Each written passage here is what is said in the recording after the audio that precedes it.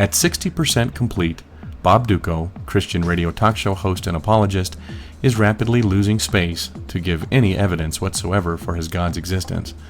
We've already explored physics and biology, mathematics, and logic, and yet so far his attempts have been miserable failures. In his seventh attempt to provide evidence for God's existence, Dutko believes the Bible itself holds the key. He claims that science actually confirms the Bible and gives a smattering of examples, which we'll examine momentarily. But before I do, I want to note a common tactic used by apologists. They announce a special reading of some scriptural verse which they claim backs up some pet theory they want to advance. But they rarely develop their assertions, provide any supporting evidence, or examine contrary opinions. It's as if they believe if they announce this is how the Bible is to be read, then it's their way or the highway, as if no one else can offer a contrary or differing opinion. It really is the height of arrogance, and I personally run into it time and time again. And Bob Dutko is no exception. His first so-called scientific confirmation of something from the Bible proceeds as follows. Do you know that when the book of Isaiah was written, the common understanding at that time was that the earth was flat? No one had any concept that the earth was round. But guess what? In Isaiah chapter 40, verse 22, we are told that the earth is a sphere. Well, guess what again? The passage to which Dutko refers from the biblical book of Isaiah says nothing about the earth being a sphere. The word used there in Isaiah 40:22 means round, as in a dinner plate. The writer of Isaiah had no better understanding of the true shape of the earth than anyone else alive in his culture. But not so the Greeks. That particular passage from Isaiah is believed to have been written sometime in the 6th century BCE. However, Greek philosophers like Pythagoras and Plato in the same time period accurately surmised that the earth was round. Sometime around 240 BCE, the Greek mathematician Eratosthenes estimated Earth's circumference using the different angles of shadow made at two different locations in Egypt, Syene and Alexandria. Here's a map of ancient Egypt. I've inserted two sticks or obelisks, one up here in Alexandria and one down here in Syene. Now, if at a certain moment each stick casts no shadow at all, that's perfectly easy to understand, provided the earth is flat. If the shadow at Syene is at a certain length, and the shadow at Alexandria is the same length, that also makes sense on a flat earth. But how could it be, Eratosthenes asked, that at the same instant there was no shadow at Syene and a very substantial shadow at Alexandria? The only answer was that the surface of the earth is curved.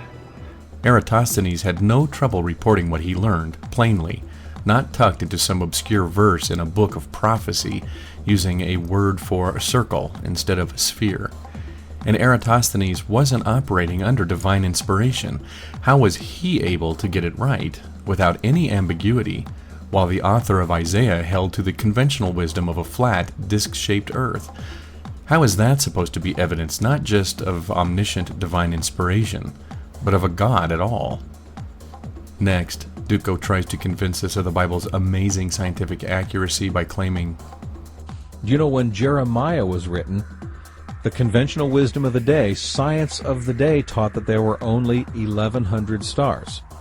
However, Jeremiah 33:22 says that the number of stars are incalculable. And how is a poetic verse written by a non-scientist supposed to be proof of scientific accuracy? I've been camping in the Colorado high country, far away from any city lights, and when I look up, I'd be hard-pressed to guess how many stars I could see above me in the dome of the sky. It quite literally looks limitless, and if I were trying to convey a number beyond imagination, I would very well use the stars as a simile. I'm not real impressed with this as a scientific accuracy any more than I was when I heard Dan Fogelberg singing something similar. Longer than there have been fishes in the ocean, higher than any bird ever flew, longer than There've been stars up in the heavens. I've been in love with you. Guess Dan was trying to tell us about deep time. Do you know during the time the book of Job was written, no one had any clue, science had no clue whatsoever at the time, that the earth was actually floating in space. Yet guess what? You see in Job 26, verse 7, that the earth free floats. It's suspended upon nothing. This is what we're told in Job. How do they know that? This is more of a theological assertion, much like that found in the creation story of Genesis, in which rival gods from neighbors are cast aside by the Hebrew writers. Instead of the earth being supported by divinities, the author of Job merely has it supported by nothing. But is that really what the Bible as a whole teaches? No. Speaking of Genesis, the earth actually came up out of water, and many other verses describe the earth resting on pillars or a foundation. Just because the Bible doesn't indicate the earth being held up by some divinity doesn't mean it is scientifically accurate. Indeed, to assert that the earth is held up by nothing isn't accurate either. Gravity, a very real force, and certainly not nothing, plays a particularly large role. Do you know at the time the book of Hebrews was written, science had no knowledge whatsoever of atoms. They had no knowledge that all of creation were made up of invisible elements called atoms. However, in Hebrews 11:3, we see that creation is made of invisible elements. I'm not sure how Dutko can equate invisible elements with atoms. Indeed, the passage he is referencing from the New Testament book of Hebrews is part of a larger context, speaking of faith. The opening verse to the chapter reads, "Faith is a substance of things hoped for, the evidence of things not seen." And then the writer goes on to describe the creation of the earth from unseen things. However, the Greek word here is phino, and in no sense refers to the Greek notion of atoms. Indeed, it was around 450 BCE when Democritus coined the term atomos, and so the word for atom already existed by the time Hebrews was written. If that were the intent of the passage from Hebrews, as Dutko asserts, why didn't the writer just use it? The answer, of course, is clear. That's not what he meant. The writer of Hebrews had no more the idea of atoms when he wrote that verse than did the writer of Job have the idea of gravity as a force holding the earth in its place. At the time Jesus walked the earth and the disciples, the conventional wisdom was that all the stars that we see in the sky were the same. However, we see in 1 Corinthians 15:41 that each star is different. And of course, we know that now to be true. Anyone standing out on a starry night can plainly see that the stars are different. Some are brighter, some are dimmer, some are clustered together, some are lone wanderers. What exactly does the passage from 1 Corinthians 15:41 mean, however, when it speaks of differences between the stars? It certainly isn't talking about things like red giants or yellow dwarfs, but something called glory. And this glory exists in varying degrees in all things, both heavenly and terrestrial. According to the Oxford Bible Commentary on this passage, quote, "In antiquity, the stars and planets were generally considered to be living matter, with a constitution much more glorious and ethereal than that of earthbound creatures. Paul is thus suggesting that a resurrection body could be a body of a much higher order than our present physical condition, though the point hardly works for us, who know that the stars are not a different order of creation, but as physical, material, and destructible as ourselves." At the time Ecclesiastes was written in the Bible, the common understanding of the day was that winds blew in a straight line. No one had any idea that there were things such as cyclones. There wasn't Doppler radar. There wasn't satellite images. No one knew wind blew in cyclones. It was assumed that it blew straight. However, Ecclesiastes 1 verse 6 says that winds blow in cyclones. But that isn't what Ecclesiastes 1:6 says. It merely states, "The wind goeth toward the south, and turneth about unto the north. It whirleth about continually, and the wind returneth again according to his circuits." However, in meteorology, a cyclone is an area of closed circular motion rotating in the same direction as the Earth. You'll see this as an inward spiraling of winds that rotate counterclockwise in the northern hemisphere and clockwise in the southern hemisphere. That isn't exactly what Ecclesiastes is stating. Besides, it also isn't clear to me how this is such an amazing, God-only given observation. Don't they have dust devils in the Mideast in which the wind can be seen to swirl? Holy crap! You know, at the time Leviticus was written, the common wisdom of the day, common science and medicine of the day, was that sick people needed to be bled.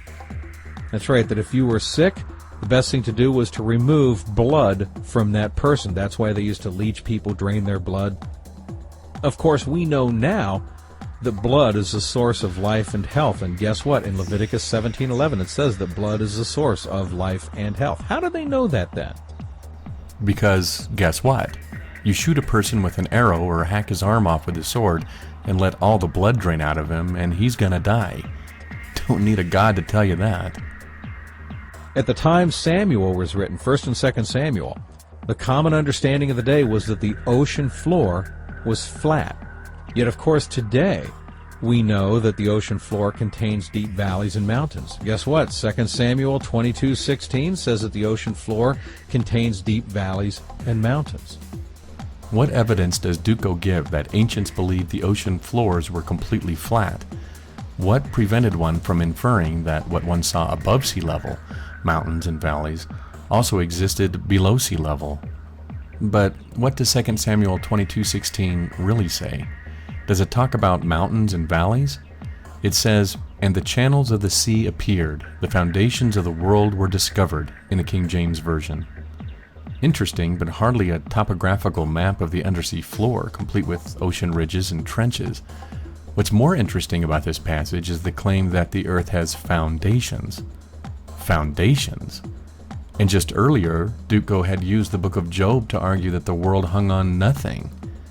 Maybe he meant the world and its foundations were just floating out there somewhere.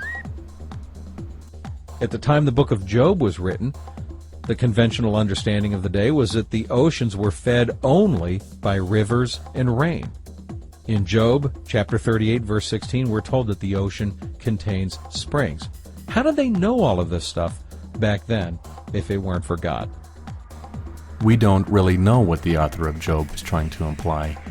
The JPS Tanakh actually renders the verse as sources of the sea rather than springs. The Hebrew word from Job translated springs is used only here and nowhere else, so it's impossible to know its proper meaning.